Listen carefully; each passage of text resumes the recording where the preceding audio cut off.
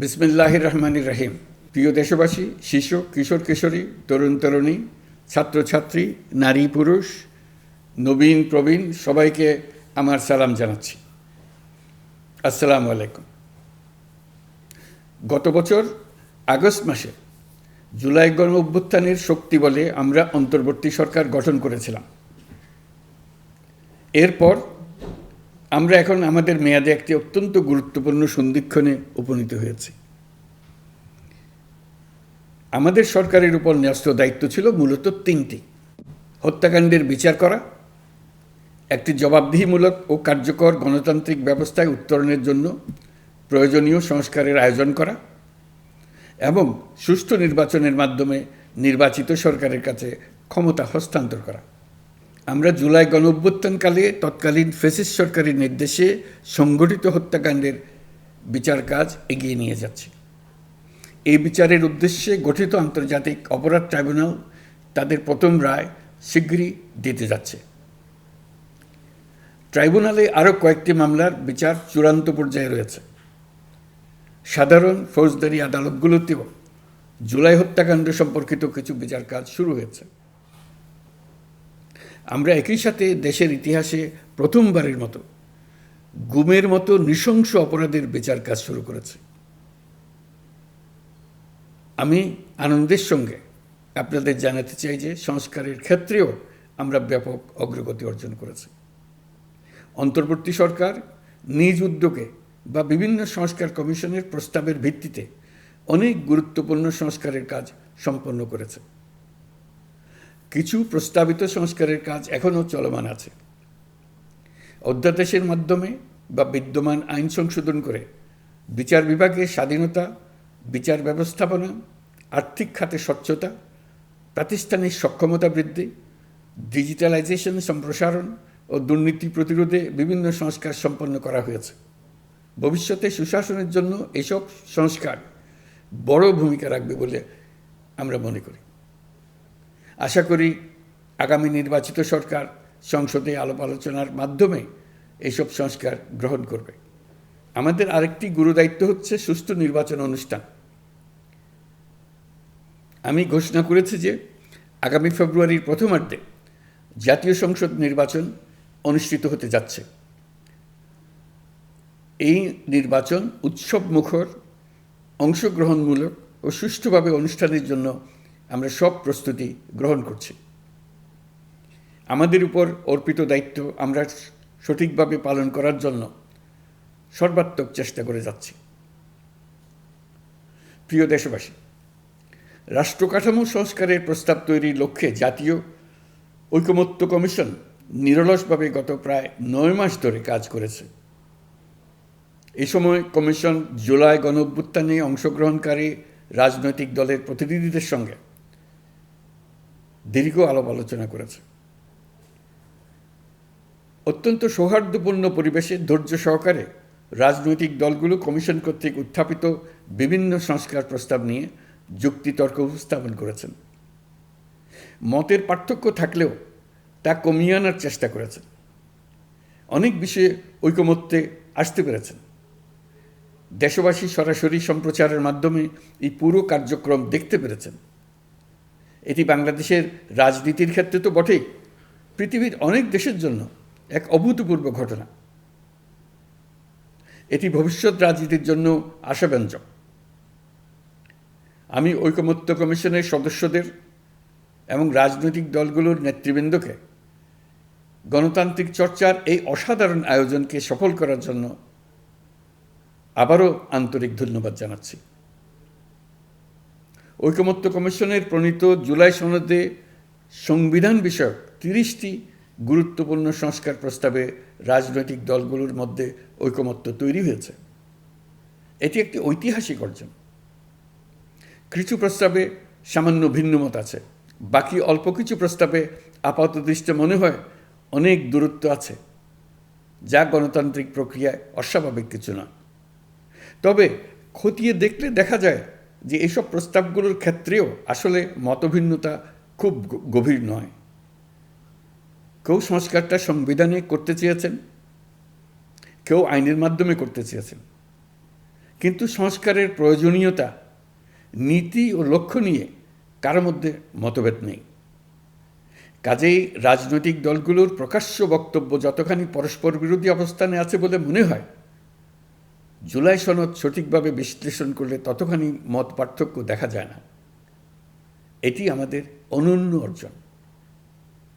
এতে জাতি এগিয়ে যেতে সাহসী হয়।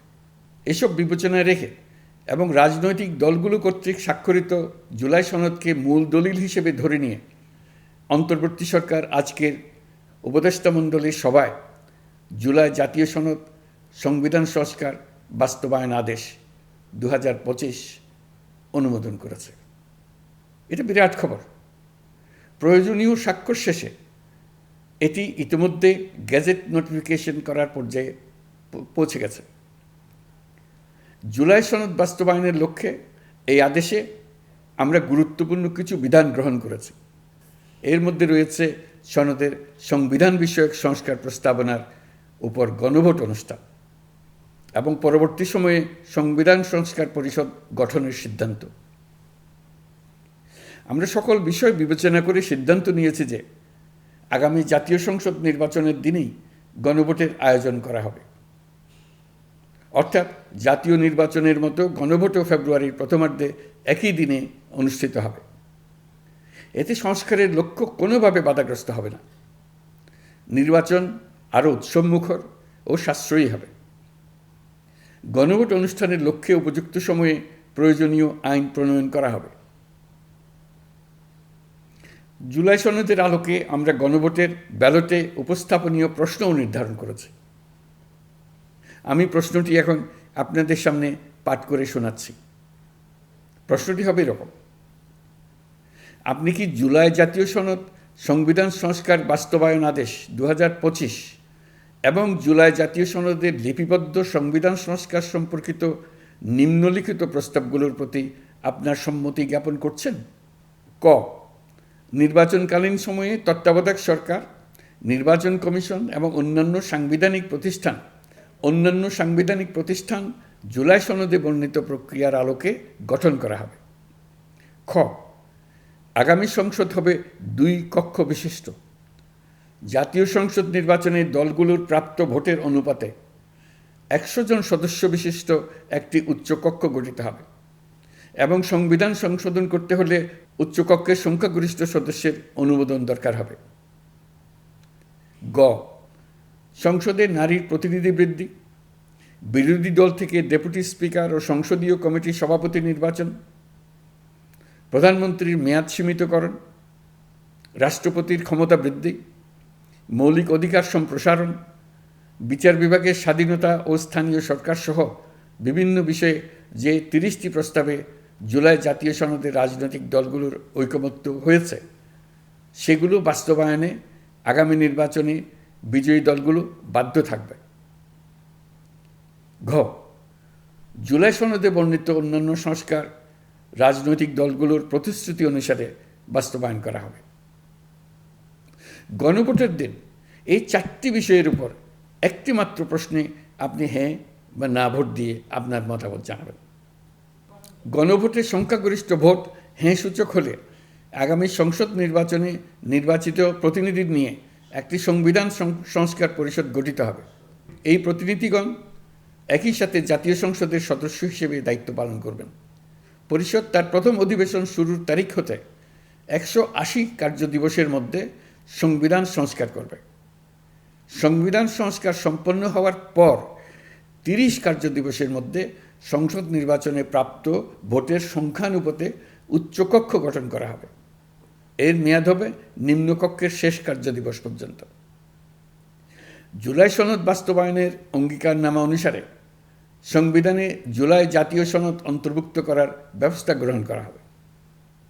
এটিও আজকে অনুমোদিত আদেশে উল্লেখ করা হয়েছে। প্রিয় দেশবাসী, অভ্যুত্থানের পর দায়িত্ব গ্রহণ করে অর্থনীতিকে গভীর গহ্বর থেকে উদ্ধার করা ছিল আমাদের জন্য একটা বিরাট চ্যালেঞ্জ। গত 15 মাসে আমরা সেই চ্যালেঞ্জ উতরাতে সক্ষম হয়েছি। রপ্তানি, বৈদেশিক বিনিয়োগ ও রিজার্ভ সহ অর্থনীতির সবগুলো সূচকে দেশ ইতিবাচক ধারায় ফিরেছে। লুট হয়ে যাওয়া ব্যাংকিং খাত ইতিমধ্যে ঘুরে দাঁড়িয়েছে, মানুষের আস্থা ফিরে এসছে। ব্যাংকিং খাতকে আরও শক্তিশালী করতে নানামুখী পদক্ষেপ চলমান রয়েছে। অভ্যুত্থান পরবর্তী সময়ে বিভিন্ন দেশের বৈদেশিক বিনিয়োগ হ্রাস পেলেও বাংলাদেশে গণ অভ্যুত্থান পরবর্তী প্রথম বছরে বৈদেশিক প্রত্যক্ষ বিনিয়োগ অর্থাৎ এফডিআই 19.13% বৃদ্ধি পেয়েছে। এটি বৈশ্বিক প্রবণতার বিপরীতে এক অনন্য অর্থনৈতিক দৃষ্টান্ত স্থাপন করেছে। আগামী সপ্তাহে ডেনমার্ক ভিত্তিক মায়ার্স গ্রুপের মালিকানাধীন এপিএম টার্মিনালস বিভি এর সঙ্গে লালদিয়া কন্টেইনার টার্মিনাল প্রকল্পে 30 বছরের কনসেশন চুক্তি স্বাক্ষর হতে যাচ্ছে। এই চুক্তির আওতায় ইউরোপীয় এই কোম্পানি $550 মিলিয়ন বিনিয়োগ করবে। এটি এই যাবৎকালে বাংলাদেশে ইউরোপের সর্বোচ্চ একক বিনিয়োগ। লালদিয়া হবে দেশের প্রথম বিশ্বমানের গ্রিন পোর্ট। প্রিয় দেশবাসী, প্রায় 1.5 যুগ ধরে আমাদের জনগণ ভোটাধিকার থেকে বঞ্চিত ছিলেন। তারা আজ আসন্ন নির্বাচনে তাদের ভোটাধিকার প্রয়োগ করার জন্য উন্মুখ হয়ে আছেন। আগামী ফেব্রুয়ারিতে সুষ্ঠু নির্বাচন অনুষ্ঠানের বিষয়ে অভ্যুত্থানের সপক্ষের রাজনৈতিক দলগুলোকে অবশ্যই ঐক্যবদ্ধ থাকতে হবে। তা না হলে জাতি এক মহাবিপদের সম্মুখীন হবে। এই সম্পর্কে আমি আগেও একাধিকবার আমার আশঙ্কা প্রকাশ করেছি। ফ্যাসিবাদের বিরুদ্ধে 2024 জুলাইয়ে মৃত্যুর মুখোমুখি শির উঁচু করে দাঁড়িয়ে দেশবাসী যে ঐক্য গড়ে তুলেছিল, আমরা জীবিতরা যেন অল্প স্বল্প ভিন্নমত ও লঘু বিবাদে জড়িয়ে তার মর্যাদা ক্ষুণ্ণ না করি। 133 শিশু, শত শত তরুণ তরুণী, নারী পুরুষের মৃত্যু, হাজার হাজার মানুষের অঙ্গহানির যে আত্মত্যাগ, সেটিকে আমাদের সম্মান জানাতেই হবে। দেশের আপামর জনগণ সামান্য যা চায় তা হচ্ছে এই অগণিত হতাহতের স্মৃতির প্রতি শ্রদ্ধা জানিয়ে আমরা সবাই যেন ভিন্ন মতের প্রতি সহিষ্ণুতা দেখাই, দলীয় স্বার্থ অতিক্রম করে সম্মিলিত আকাঙ্ক্ষা ও জাতীয় চাওয়াকে ঊর্ধ্বে তুলে ধরি।